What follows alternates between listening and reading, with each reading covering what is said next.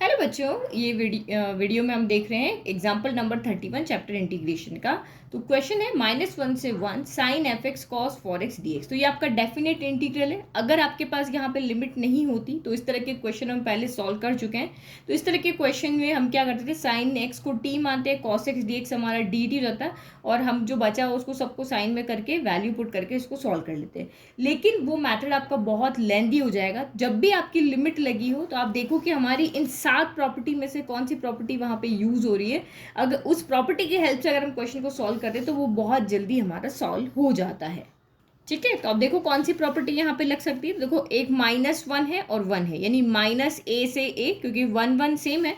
तो आप यहाँ पे देखो ये लिमिट नहीं, ये वाली लिमिट नहीं है, ये नहीं है, ये नहीं है, ये नहीं, ये नहीं, ये नहीं, कौन सी 7th वाली है। तो ये वाली प्रॉपर्टी लिमिट आपकी सेम है -1 से 1। तो इन दोनों में से कोई एक प्रॉपर्टी यहाँ पे हम लगा सकते हैं। तो ये आपको यहाँ पे क्या कह रहा है कि -a2a f x d x जो है वो 2 times 0 F x d x हो जाता है if f is N even function. Even function का मतलब क्या है कि एफ ऑफ -x और एफ ऑफ x इक्वल आनी चाहिए। अगर F of -x minus of F x के इक्वल आ रहा है तो एक ऑड फंक्शन बन जाता है और इसकी वैल्यू डायरेक्ट क्या हो जाएगी, 0 हो जाएगी। तो ये वाली प्रॉपर्टी हम यहाँ पे लगा करके देखते हैं। ठीक है, तो एफ ऑफ एक्स कितना है, साइन 5x है, कॉस 4x है। ये हमने एफ ऑफ एक्स लिया। एफ ऑफ -x यानी जहां पर भी आपको x दिख रहा है वहां पर आप -x पुट कर लो। तो ये क्या हो गया, cos 4 -x। हमें पता है साइन माइनस थीटा क्या होता है, तो साइन माइनस थीटा आपका माइनस का साइन थीटा होता है। तो पावर 5 है, ऑड है, तो वैसे ही आपका साइन यहाँ पर क्या आ जाएगा, बाहर आ जाएगा। तो माइनस का sign 5x। Cos minus theta क्या होता है, कॉस माइनस थीटा होता है कॉस थीटा। तो ये आपका cos 4x हो जाएगा।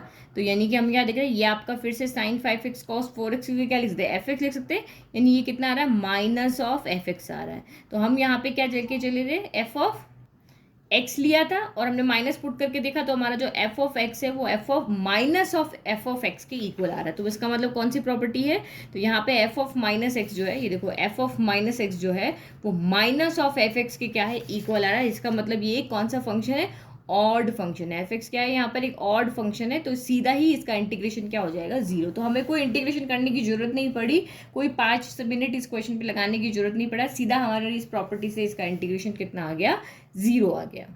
तो बस हमने that is F x is an odd function. ये हमारा क्या है, एक ऑड फंक्शन है, और ऑड फंक्शन का इंटीग्रेशन क्या होता है, 0। तो देयरफॉर बाय प्रॉपर्टी 7, और प्रॉपर्टी 7 आपको यहाँ पे लिखनी है। प्रॉपर्टी 7 यानी कि -a2a f x d x equal to 0 होगा if f is an odd function. इस तरीके से आपको एग्जाम में क्वेश्चन को करना है।